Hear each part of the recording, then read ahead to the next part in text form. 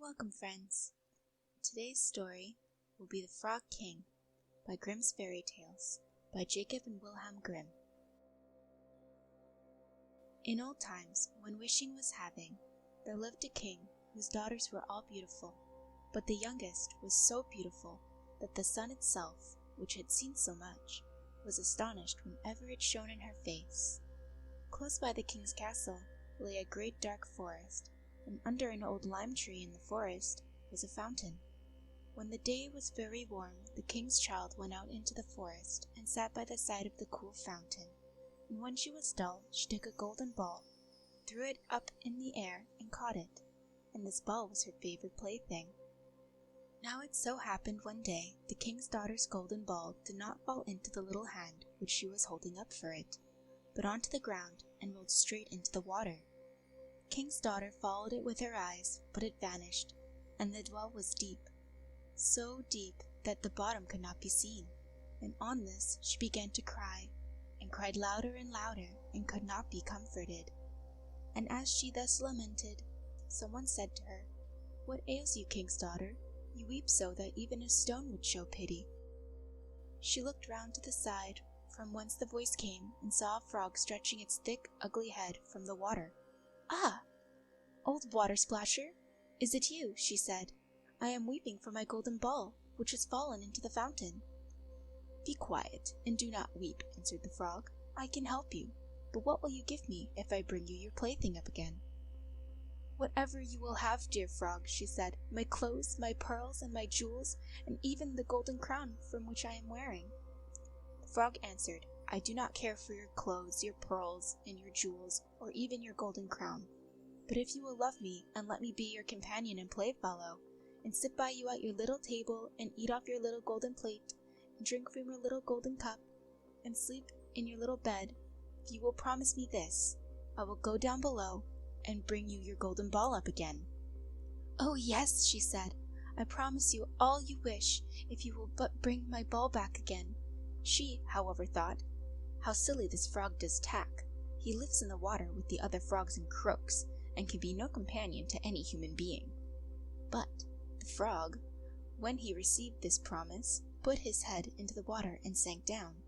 In a short time he came swimming up again with the ball in his mouth, and threw it onto the grass.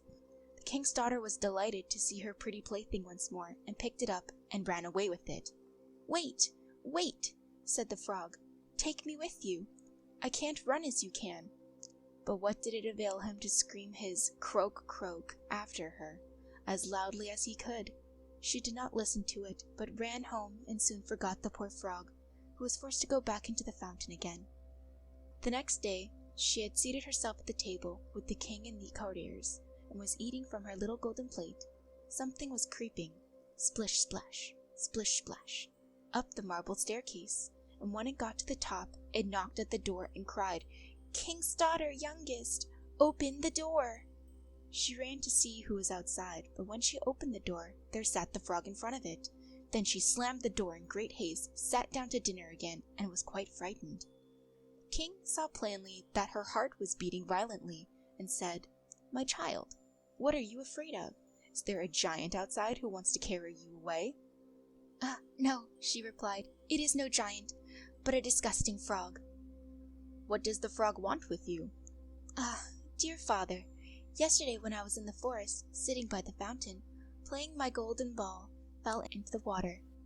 Because I cried so, the frog brought it out for me again, and because he insisted so on it, I promised he should be my companion, but I never thought he would be able to come out of the water, and now he is here and wants to come in."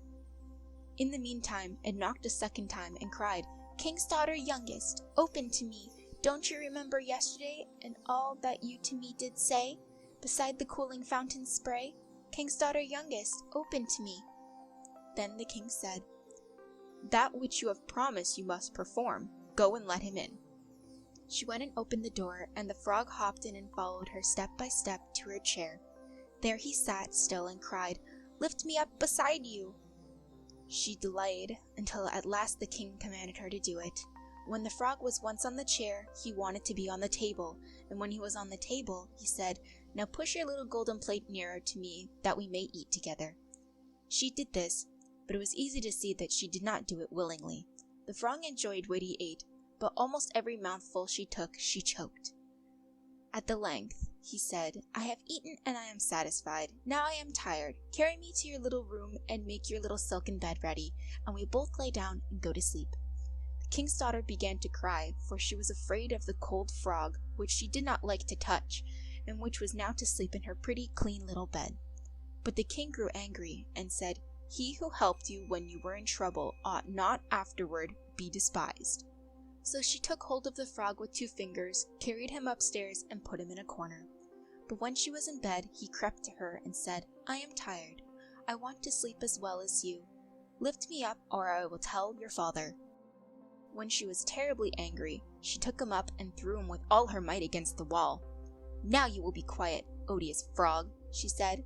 But when he fell, he was no frog, but a king's son with beautiful, kind eyes. He, by her father's will, was now her dear companion and husband. Then he told her how he had been bewitched by a wicked witch, and how no one could have delivered him from the fountain but herself, and that tomorrow they would go together into his kingdom. Then they went to sleep, and the next morning, when the sun awoke them, a coach came rolling up drawn by 8 white horses with white ostrich feathers on their heads. They were harnessed with golden chains, and behind stood a young king's servant, Faithful Henry. Faithful Henry had been so unhappy when his master was changed into a frog that he had 3 iron bands laid across his heart, lest it should burst with grief and sadness. The coach was to conduct the young king into his kingdom. Faithful Henry helped them both in, and placed himself behind again, and was full of joy because of his deliverance. And when they had driven a part of the way, the king's son heard a cracking behind him as something had broken, so he turned round and cried, "Henry, the coach does break." "No, no, my lord, do not mistake. It is the band around my heart that felt such great and bitter smart when you were in the fountain strange, when you into a frog were changed." Again and once again, while they were on their way, something cracked, and each time the king's son thought the carriage was breaking, but it was only the bands which were springing from the heart of Faithful Henry because his master was set free and was happy. Well, friends, that finishes our story for today. I don't know about you, but I don't think the princess really deserved to have such a nice prince to herself after everything that had happened. I mean, she threw him against a wall. I don't really think that's much of a proposition for a healthy marriage. Anyway, I hope you enjoyed today's tale, friends, and I'll see you next time.